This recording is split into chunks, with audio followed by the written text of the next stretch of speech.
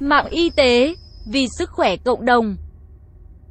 Chào bạn, bạn đang nghe audio chuyên mục Tử vi sức khỏe trên website mạng y tế.vn. Năm 2018 của Nhân Mã, một năm thành công cho người cố gắng. Tử vi cung, Nhân Mã 2018 với sự xuất hiện luân phiên của sao Kim, sao Hỏa, sao Diêm Vương, sao Hải Hương, sao Thủy và tiểu hành tinh Juno ở khu vực tài sản. Tiền bạc năm 2018 của Nhân Mã liên tục lên xuống bất ổn. Và nhìn chung bình quân tài sản của bạn không được tốt. 1. Tổng quan tử vi cung, Nhân Mã 2018. Tử vi cung, Nhân Mã 2018. Với sự xuất hiện luân phiên của sao Kim, sao Hỏa, sao Diêm Vương, sao Hải Hương, sao Thủy và tiểu hành tinh Juno ở khu vực tài sản. Tiền bạc của Nhân Mã liên tục lên xuống bất ổn. Và nhìn chung bình quân tài sản của bạn không được tốt trong năm 2018. Năm nay từ việc kinh doanh, tiền bạc, tài sản, tình yêu, sức khỏe, học tập luôn có tính hai mặt bao gồm được và mất. Bù lại, với những trải nghiệm đã có giúp bạn trưởng thành hơn về mặt tâm trí cũng như sức khỏe. Nguyên nhân tài chính của Nhân Mã không được trơn tru là vì công việc bạn gặp nhiều trở ngại. Những ai đang theo đuổi công việc kinh doanh nên lên kế hoạch cẩn thận, chi tiết.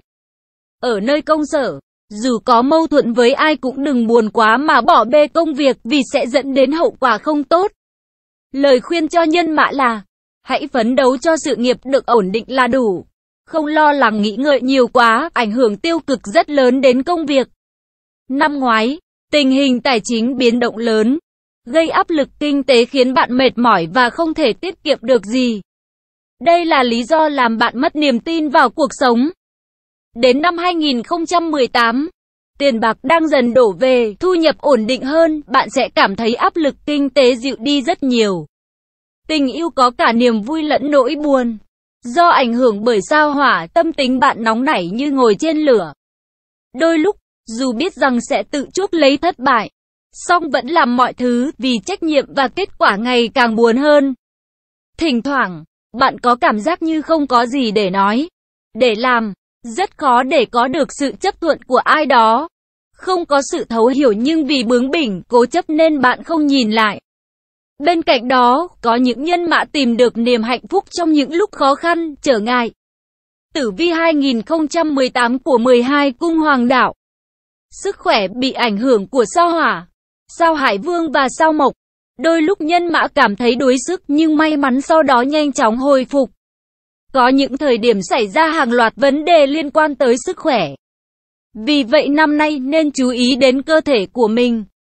Ngay cả khi công việc dù bận đến đâu cũng phải dành thời gian để chăm sóc bản thân. Chỉ khi duy trì được sức khỏe ổn định, bạn mới có thể tập trung vào công việc được. Nhìn chung, Nhân Mã phải lo lắng và bận tâm rất nhiều. Nhưng cố gắng giữ tinh thần lạc quan vì sự nóng giận, buồn bã, thiếu kiên nhẫn của bạn sẽ khiến cho tình trạng càng tồi tệ hơn. Vì vậy, khi đối mặt với những vấn đề khó khăn không thể giải quyết, thì tốt hơn hết hãy mỉm cười và cho qua. 2. Tử vi cung, Nhân Mã 2018 tình hình công việc.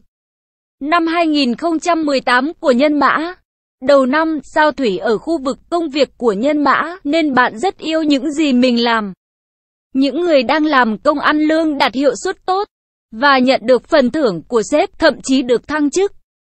Với những ai đang làm việc lĩnh vực liên quan đến sáng tạo, bạn sẽ có nguồn cảm hứng bất tận, có thể tạo ra tác phẩm tuyệt vời. Những ai đang làm quản lý, rất nhanh nhẹn và có thể nắm bắt đặc điểm nhu cầu thị trường của sự ra đời của sản phẩm mới và chiến lược tiếp thị, phát triển kinh doanh hơn cả mức mong đợi. Từ cuối tháng 4 đến tháng 9, sao Diêm Vương chủ trong khu vực công danh của bạn nhưng cũng có những quỹ đạo ngược dòng. Lần này Nhân Mã bắt đầu gặp khó khăn trong sự nghiệp. Những vấn đề trong quá khứ khiến bạn phải bận tâm. Ví dụ, đối thủ cạnh tranh khiêu khích. Lúc này, bạn không có cách nào để né tránh. Tiếp tục phải đối đầu với đối thủ cạnh tranh để giữ hình ảnh và thị trường, vị trí của công ty. Những ai mới khởi động công việc kinh doanh sẽ đối mặt với tình trạng hết tiền mặt, hỏng hóc thiết bị sản xuất, không đủ nhân lực, vân vân. Do đó bạn phải chuẩn bị mọi thứ từ trước. để tránh rơi vào khủng hoảng và bị động trước những gì xảy ra. Thời điểm cuối năm, sao Mộc xuất hiện đã mang tín hiệu tốt lành. Lần này bạn rất vất vả vì công việc nhiều. Các hợp đồng hợp tác, nghiên cứu thị trường, đổ dồn về nhưng đổi lại thu nhập tăng lên hoặc được khen thưởng xứng đáng. Với sự hỗ trợ của sao Mộc, đừng ngại mở rộng việc kinh doanh. Có thể lấn sang thị trường nước ngoài. Nếu đủ tiền, hãy xem xét việc mua lại các công ty, thành lập công ty con và chuẩn bị các hạng mục đầu tư phù hợp. Vì trong tương lai những nguồn thu từ đây rất hứa hẹn. Tuy nhiên, trong khoảng thời gian cuối năm từ 17 tháng 11 đến 12 tháng 6, nếu được giao nhiệm vụ quan trọng thì nên từ chối. Vì tác động của sao thủy nghịch hành mang lại rất nhiều rủi ro không lường trước. Bạn có thể quay sang tập trung vào các chi tiết, các ý tưởng nhưng tổng thể vẫn còn thay đổi dần. Không làm sai lệch mục đích ban đầu. Nếu không tất cả những nỗ lực của quá khứ đều trở thành vô ích. 3. Tử vi cung, nhân mã 2018 tình hình học tập. Giải mã bí ẩn mật ngữ 12 chòm sao. Nửa đầu năm 2018 việc học hành của nhân mã khá may mắn. Nhưng từ giữa năm trở đi may mắn giảm hẳn. Đặc biệt là thời điểm cuối năm. Vì ảnh hưởng của sao thủy nghịch hành, việc học không được suôn sẻ nữa. Nửa đầu tháng 3, sao kim nằm trong vị trí của bạn, nên rất may mắn trong việc học tập. Thời gian này nhân mã có động lực cho một sự khởi đầu tốt về một học kỳ mới. Trong khi đó, có một số người nghĩ rằng, không cần quá quan tâm tới chuyện học và muốn dành thời gian cho chuyện yêu đương. Với cách nghĩ này nên bạn không thể tập trung cho chuyện học hành. Tháng 5, sao kim hỗ trợ bạn trong vấn đề giao tiếp. Nhờ các mối quan hệ mà bạn có thể nhanh chóng tăng khả năng sáng tạo trong văn học. Nắm bắt được nhiều ý tưởng hay, rất phù hợp với các lĩnh vực nghệ thuật tự do. Khả năng giao tiếp còn giúp bạn nhanh chóng hòa nhập với tập thể. Tiếp cận với các học bổng nhờ các phương tiện truyền thông hoặc được mở rộng kiến thức. Kết quả kiểm tra, thi cử vào tháng 6 sẽ khiến bạn cảm thấy hài lòng. Miễn là bạn có kế hoạch học tập, để hiểu hết kiến thức do giáo viên hướng dẫn mỗi ngày là đủ đảm bảo cho kết quả tốt. Lần này ngay cả khi bạn cố gắng học nhiều hơn, để có thể trả lời được nhiều dạng bài kiểm tra, nhưng hiệu suất không được cải thiện là bao. Nhưng cứ kiên trì vì bạn sẽ có cơ hội thay đổi tình hình tốt hơn trong tương lai. Cuối năm, do ảnh hưởng của sao thủy nghịch hành, bạn dễ nhầm lẫn hơn. Dù lúc bắt đầu bạn thể hiện được khả năng của mình nhưng sau đó lại dễ bị sai sót. Bạn cũng đặc biệt dễ bị tổn thương hoặc bị ảnh hưởng bởi người khác. Học tập kém đi vì sự thiếu tập trung, một chút âm thanh xung quanh cũng có thể khiến bạn khó chịu. 4. Tử vi cung, nhân mã 2018 tình hình tài chính. Năm 2018 của nhân mã. Thời điểm đầu năm, thu nhập khá tốt nhưng nhân mã đừng nhìn vào cái lợi trước mắt. Nên chủ động hơn để tìm kiếm cơ hội để kiếm tiền. Thêm khách hàng, phấn đấu để xây dựng một mối quan hệ lâu dài và liên tục với các đối tác. Trong lúc này, bạn cũng nên phát triển các sản phẩm ưu việt trở thành sản phẩm cốt yếu. Duy trì sự gắn kết lâu dài với khách hàng. Thời điểm từ tháng 3 đến tháng 6, sao mộc ngược dòng nên phát sinh những khoản chi bất ngờ. Các vấn đề như thuế, nợ, khoản đầu tư và các vấn đề khác như lời mời đám cưới, bạn bè vay tiền, vân vân, khiến bạn bị vơi tiền một cách nhanh chóng. Từ ngày 11 tháng 7, sao mộc mang lại may mắn đặc biệt về vấn đề tài chính cho nhân mã. Vốn là người thực tế, không tin những gì từ trên trời rơi xuống, nhưng bạn đã thay đổi vì muốn làm giàu nhanh chóng. Trước ngày 8 tháng 11, tài sản tăng rất mạnh, may mắn đủ để bạn có thể chơi cổ phiếu, mua xổ số, hoặc tìm kiếm cơ hội đầu tư từ những lĩnh vực quen thuộc hứa hẹn sẽ có những nguồn thu nhập bất ngờ. 5. Tử vi cung, nhân mã năm 2018 chuyện tình cảm. Bói tình yêu 12 cung hoàng đạo. Thời điểm đầu năm, sao hỏa ở vị trí của nhân mã là nguyên nhân khiến hai người khó tránh khỏi va chạm. Đặc biệt một trong hai người dễ bị tổn thương vì tranh cãi những chuyện nhỏ nhặt. Việc này cứ lặp đi lặp lại. Người này thường xuyên làm người kia phật ý. Có khi bạn thậm chí không biết mình đã làm gì khiến người kia tức giận, rất khó giảng hòa. Bạn nên xem xét lại mối quan hệ giữa hai người. Nếu không phù hợp, thì nên buông bỏ. Níu kéo sẽ chỉ làm lãng phí thời gian của nhau. Nếu vẫn còn yêu thương thì trân trọng những gì mình đang có. Thời điểm từ tháng 7 đến tháng 10, tiểu hành tinh Juno ở trong ngôi nhà thứ 5 của Nhân Mã. Tình yêu đã trở nên ngọt ngào hơn. Hai người cùng trải qua những giây phút vui vẻ, hạnh phúc bên nhau. Ngay lúc này là lúc bắt đầu đổi vai trò. Ai chủ động sẽ trở nên bị động, còn ai bị động thì nay trở nên chủ động hơn. Thay đổi chưa từng có này mang lại những điều thú vị trong tình cảm của hai người. Bạn sẽ cảm nhận rằng mình được yêu hạnh phúc như thế nào. Người độc thân làm việc rất chăm chỉ, tưởng như không để ý tới chuyện tình cảm. Nhưng điều ngạc nhiên là khách hàng hoặc đối tác có thể sẽ trở thành người yêu của bạn. Có thể thông qua một cuộc họp, đàm phán, một chuyến công tác bạn có cơ hội làm quen và bị ấn tượng bởi phẩm chất tốt đẹp của người kia. Ngay cả thời điểm đó, hai bạn không để lại thông tin liên lạc, nhưng thông qua nhiều kênh khác các bạn vẫn có thể liên hệ với nhau. Vị trí Juno ở cuối của nhà thứ 5 cho thấy rằng vấn đề tiền bạc sẽ ảnh hưởng đến cảm xúc. Tháng 11 và 12 sao Juno nghịch hành nên cảm xúc khiến bạn dễ bị tổn thương. Tháng này Nhân Mã sẽ cảm thấy mình và một nửa ngày càng xa cách về suy nghĩ. Một người rất thích tự do trong khi người khác lại lo lắng về tương lai. Có những chàng trai Nhân Mã còn lo rằng không đủ khả năng chăm sóc cho bạn gái vì đối phương là người khá trọng vật chất. Những ai lập gia đình thì lo tiền bạc không đủ để trang trải cho chi phí giáo dục, chăm sóc con trẻ. Trước tiên Nhân Mã phải cố gắng duy trì mối quan hệ tốt đẹp với một nửa của mình, trước khi giải quyết các vấn đề liên quan tới tài chính. 6. Tử vi cung, Nhân Mã 2018 tình hình sức khỏe. Từ tháng 1 đến tháng 3, sao Hỏa nằm trong khu vực của cung, Nhân Mã đã gây ra tác động đáng kể đối với sức khỏe của bạn. Hành tinh này khiến bạn trở nên nhiệt tình và bốc đồng trong cách thể hiện cảm xúc, lúc thì đầy hứng khởi, lúc lại dễ dàng suy sụp. Trong bất cứ cuộc nói chuyện nào, bạn cho thấy sự bồn chồn của mình.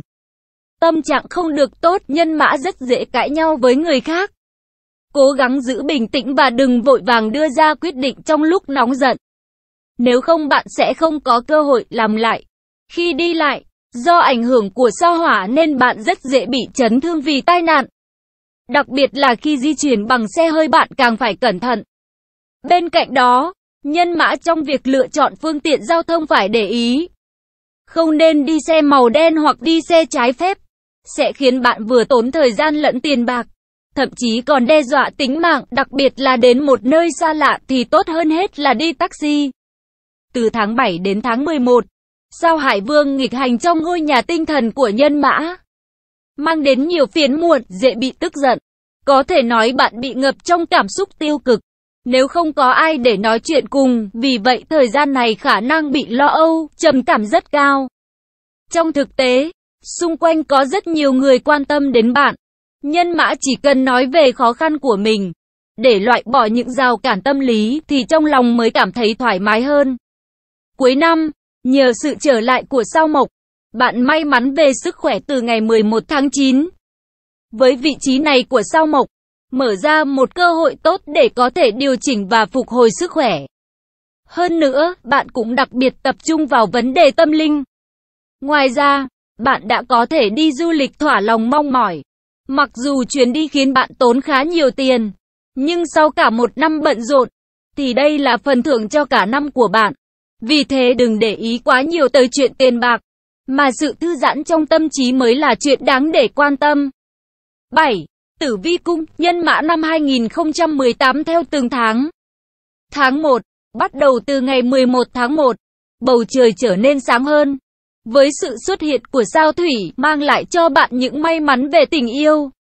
Đối phương yêu thương và chăm sóc bạn mỗi ngày, để bạn cảm nhận được tình yêu chân thành. Mùa xuân, Nhân Mã cũng nên dành nhiều thời gian hơn cho chuyện tình yêu, để cảm xúc của hai người ngày càng có cơ hội thăng hoa. Bạn cũng khá chú tâm việc học hành, nhưng tới cuối tháng lại phải đối mặt với mất thăng bằng về tài chính, ảnh hưởng đến bạn. Lúc này, không thích hợp để đầu cơ, vì thế nên đợi vào dịp khác. Tháng 2, sự xuất hiện của cả sao Mộc, sao Diêm Vương và sao Hỏa mang lại cho bạn cảm giác phiêu lưu. Một số nhận tin vui về tiền bạc, trong khi một số khác sẽ được thăng tiến trong công việc. Làm gì cũng có người hỗ trợ, giúp đỡ tuy nhỏ nhưng hỗ trợ bạn rất nhiều. Bắt đầu từ giữa tháng 2, bạn nên chú ý vì có dấu hiệu của sự lừa gạt. Trước vấn đề gì phải mở mắt thật to. Suy nghĩ cẩn trọng tránh những lời đường mật đánh lừa bạn. Ngoài ra một số vấn đề cá nhân cũng khiến bạn có cảm giác bế tắc. Nhớ phải thật kiên nhẫn để vượt qua giai đoạn này. Tháng 3, tháng này những cơ hội tốt dường như chưa thực sự xuất hiện. Mặc dù đã có những ánh sáng le lói, nhưng chưa thực sự tốt. Để tránh mơ mộng quá mức, bạn nên cố gắng quay về với thực tế. Nhờ ảnh hưởng của sao Kim, nên bạn trở nên quyến rũ hơn. Những ai độc thân có nhiều đối tượng theo đuổi, nhưng cứ chọn lựa bạn sẽ có người phù hợp với mình. Vấn đề tiền bạc của bạn lúc này cũng khá tốt. Tháng 4, về tổng thể, nhân mã trong tháng này mọi thứ có chiều hướng đi xuống. Dù bạn muốn cải thiện nhưng thực sự rất khó khăn. Trong công việc, mặc dù bạn đã cố nhưng vẫn bị ảnh hưởng bởi cảm xúc. Tình hình tài chính tương đối ổn định. Về chuyện tình cảm, để được yên ổn, bạn phải quan tâm tới rất nhiều vấn đề. Về mặt sức khỏe không được lơ là chế độ ăn uống. Nếu có bệnh phải kịp thời điều trị, không chủ quan. Về học tập, nhân mã chăm chỉ hơn và kết quả đã được cải thiện. Tháng 5, nhân mã trong tháng này nhận thấy rõ sự biến động về mặt tài chính. Việc gì không chắc chắn thì không nên dễ dàng quyết định theo lời xúi giục của ai đó. Thời gian này, lời khuyên cho nhân mã là hãy học hỏi thật nhiều kiến thức quản lý tài chính, hiểu thêm về thị trường đầu tư chứng khoán. Về sức khỏe chắc chắn không phải là vấn đề lớn. Nếu có bệnh thì chủ yếu liên quan đến thói quen hàng ngày thông thường. Bạn nên kiểm soát chế độ ăn uống của mình, như ăn nhiều rau quả, ít ăn gan động vật, ngoài ra cũng phải để ý chế độ dinh dưỡng từng bữa ăn. Tháng 6, bạn chủ yếu tập trung vào giải quyết công việc, chăm chú và nhiệt tình xử lý những vấn đề nơi công sở. Tuy nhiên, có vẻ như bạn quá trung thực, rất dễ bị kẻ khác điều khiển. Tốt hơn hết, bạn không nên mù quáng tin tưởng, bao gồm cả đồng nghiệp, phải dựa vào đánh giá riêng của mình. Sức khỏe của bạn không được tốt, nhiều vấn đề nhỏ xảy ra tập hợp thành vấn đề lớn. Đừng nghĩ tới chuyện may mắn, nên điều trị kịp thời, đừng chủ quan dễ bị bệnh nặng. Tháng 7, tình yêu thời điểm này không được tốt, vì bạn mãi tập trung vào những khía cạnh khác trong cuộc sống. Tình yêu không được như mong đợi, nhưng bạn đừng xem đó là biểu hiện không tốt. Ngoài ra, nên chi tiêu tiết kiệm để đảm bảo an toàn hơn về sau khi gặp những tình huống khó khăn. Bạn cảm thấy như đối phương đang thay đổi 180 độ. Nên tranh cãi giữa hai người là không thể tránh khỏi. Bạn nên chấp nhận rằng không ai hoàn hảo cả. Có những lúc bạn sai, có những lúc người đó sai. Quan trọng là đừng tập trung vào sai sót mà thay vào đó là khuyến khích những điểm mạnh của nhau. Nếu thay đổi được điều này thì mới mong tình yêu của hai người mới thuận lợi. Tháng 8, tháng này bạn nên chấp nhận sự cô đơn trong trái tim mình để chăm sóc tốt hơn cho công việc. Chỉ khi được khen ngợi trong công việc, được đồng nghiệp và cấp trên tin tưởng bạn mới đủ tự tin. Lúc này quay sang chăm sóc chuyện tình cảm cũng không quá muộn. Bạn có thể là trung tâm, để chủ động mang lại sự nhiệt tình cho mọi người trong gia đình, sự gắn kết của các thành viên. Tháng 9, trong công việc bạn phải tự lực cánh sinh, không nhận được sự giúp đỡ từ ai cả. Nhưng may mắn là nỗ lực của bạn được đánh giá cao. Có cơ hội nhận những việc khó khăn hơn, có yêu cầu cao hơn. Với một bộ phận nhỏ chỉ có nguồn thu từ lương, đôi khi bạn cảm thấy mệt mỏi. Từ tâm trạng không vui, khiến bạn đôi khi có những quyết định sai lầm trong khoảng thời gian này. Tháng 10, nhân mã trong tháng này hứa hẹn sẽ có một bước ngoặt lớn. Sao Thủy vẫn ở khu vực Song Ngư, mang lại cho bạn chút cô đơn và nhạy cảm trước mọi vấn đề. Nhiều chòm sao gây vị thế bất lợi cho nhân mã. Nhưng hiện tượng này giúp bạn suy nghĩ rõ ràng hơn, thực tế hơn trong cách làm việc. Vì thế, dù có khó khăn gì thì cũng phải nỗ lực, không được bỏ cuộc và nhất định bạn sẽ hài lòng với kết quả có được. Tháng 11, về tổng thể tháng này của nhân mã không được tốt, nhưng dễ dàng để có cơ hội để bạn thay đổi tình hình. Vì vậy, trong công việc, vấn đề cảm xúc, tiền bạc đều có thể có thách thức xảy ra. Hơn nữa, vì thường xuyên làm thêm giờ nên bạn cảm thấy mệt mỏi. Trong tình yêu, những nhân mã độc thân có chút sợ hãi và không muốn kết đôi. Trong học tập bạn giữ được sự nhiệt huyết, tràn đầy năng lượng. Và để làm phong phú thêm kinh nghiệm của mình, nhân mã sẵn sàng tham gia thực tập, điều này mang lại lợi ích không nhỏ cho bạn. Tháng 12, những ngày cuối năm, nhân mã cảm thấy rất tốt đẹp, dường như thế giới mở ra trước mắt bạn rất sáng sủa, tươi mới. Nhưng tháng này chuyện tình yêu dường như vẫn không có thay đổi nào đáng kể. Những gì đã qua nên cho qua đi, đừng để sự cô đơn, chán nản kéo bạn lùi lại. Bên cạnh đó, tháng này sẽ có rất nhiều cơ hội cần được nắm bắt thật tốt, không nên dễ dàng bỏ cuộc. Khả năng học tập của bạn sẽ được cải thiện trong tháng này. Nếu bạn muốn học hỏi thêm những điều mới trong tháng này, nên chấp nhận cả những thay đổi. Ngoài tử vi năm, tử vi tháng, tử vi tuần của 12 cung hoàng đạo, mạng y tế liên tục cập nhật nội dung tử vi hàng ngày 12 cung hoàng đạo chi tiết, nhằm mang tới những thông tin và gợi ý hữu ích giúp bạn làm chủ mọi tình huống trong cuộc sống. Nguồn: lịch ngày tốt. Nội dung bài viết đến đây là kết thúc. Nếu bạn có thắc mắc, câu hỏi gì xin hãy chia sẻ bình luận bên dưới bài viết này.